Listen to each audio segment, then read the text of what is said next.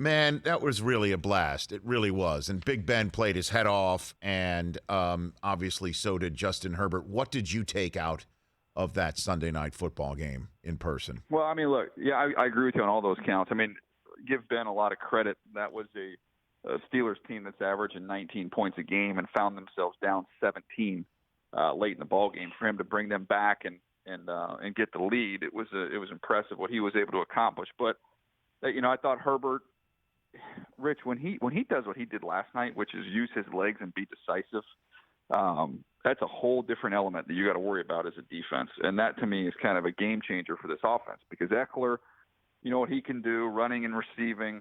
You're going to try and dedicate resources to slow down Keenan Allen and Mike Williams. And then next thing you know, oh, yeah, we forgot to account for the 6'6", 240-pound quarterback who runs a 4.6. That was a whole different element to this offense.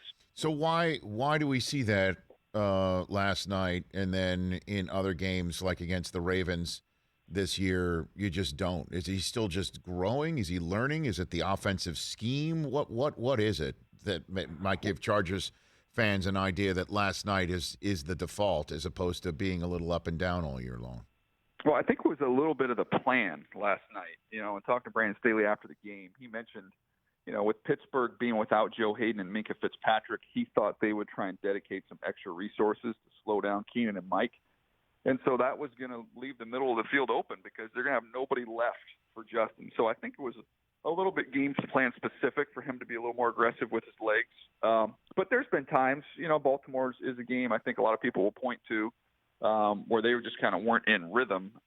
And I think this offensive line, Rich, which is completely new from left to right, completely new.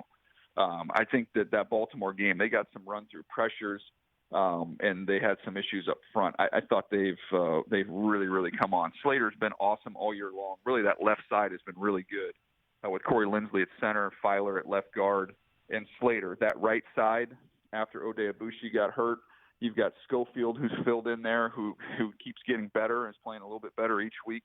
And at the right tackle, Storm Norton, who took a lot of abuse for some of his early play early in the season with Balaga out of the lineup, and I think he's steadily gotten better. So I think that's why you're seeing this offense kind of wake up a little bit here. One of the things I took out of last night's Sunday night game, Daniel Jeremiah, is that the Chargers are the only team left in that division based on the Raiders losing again and the Broncos being way too inconsistent, certainly at the quarterback position for me. The only team that can truly pump the brakes on the Chiefs are back and thus going back to the Super Bowl because the Chiefs do look like that they're back. They've got their mojo, their swagger, whatever you want to call it. Chris Jones is playing his head off, and that may be maybe just as much of the reason why than Mahomes playing better.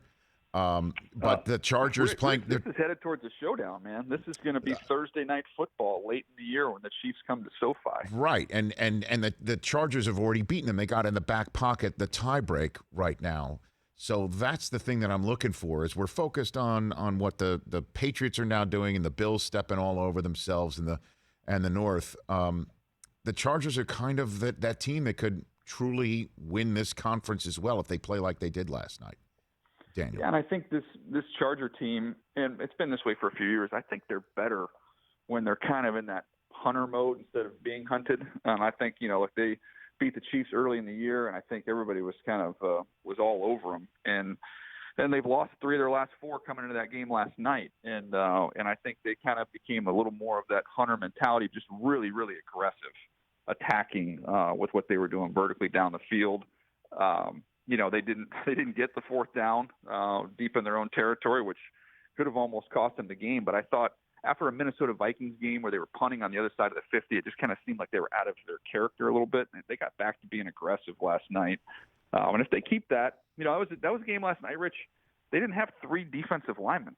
They were missing in that game, and they pulled a bunch of guys up off the practice squad, and they kind of just scrapped and clawed and found a way to win a game that the Chargers traditionally haven't called these games for 4 years. Those are the types of games that get away from them, and they were able to stop that from happening last night. Daniel Jeremiah right here on the Rich Eisen Show. So what did you take out of Chiefs-Cowboys from yesterday, Daniel? Well, I think what probably a lot of people took away is that the Chiefs' defense is so much better than it was early in the season. They are starting to figure things out, and Chris Jones is he's a legit defensive player of the year candidate when he's rolling, and he is rolling. So that changes things. Offensively, I still don't think they're totally in sync. I mean, this is not the offense we've seen in years past where, boom, they put 3 touchdowns on you in a heartbeat. I don't think they've totally found their identity yet offensively, which I guess you could say is probably scary, right? So they're still a work in progress there. But they do this every year, Rich. The defense that you see at the end of the year is so much better than the one you see at the beginning of the year. I feel like we fall into that trap every year and write off their defense. And Steve Spagnuolo kind of figures it out, and they get better as the year goes along. What about Dallas, DJ? What about them? Missing, when you're missing the pieces that they're missing, right. I think you really felt it with Tyron Smith. That offensive line, I think, has done a nice job of holding up and making it go as best they can. But now you take out what you're missing with Amari Cooper. You have the offensive line issues. I know one thing. I'm sitting there watching the tape this morning on the other side, and if I'm Micah Parsons' agent, I'm saying, my client will only be playing as an edge rusher from here going forward, because I've looked at the numbers for what you get paid as an off-the-ball linebacker versus what you get paid as a pass rusher. Right. And this dude's going to be a 15. If you let him just play full-time on the edge, he's going to be 15 sack guy. So is he a defensive player of the year candidate, period? Forget about the rookie stuff. I think he's entering into that territory. I'm telling you, if they let him play off the edge like he did in that game, he's going to rack up sacks. And then now you're going to look up at the end of the year and he will have, 14, 15 sacks. And he's going to be playing in a lot of big games with a lot of exposure. A lot of people are going to be paying attention to him. So I don't think that's a crazy statement. Hey, you watched all the way to the end. Thanks for that. Watch more right here.